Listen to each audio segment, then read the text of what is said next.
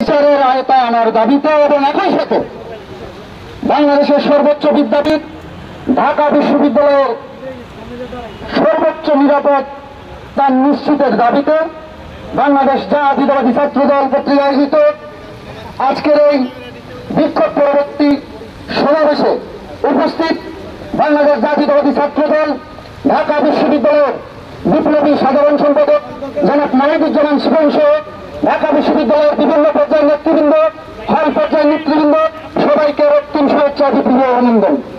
সংগ্রামী উপস্থিতি এবং মিডিয়ার ভাই ও বোনেরা, আপনাদের আন্তরিকভাবে কৃতজ্ঞতা জ্ঞাপন করছি।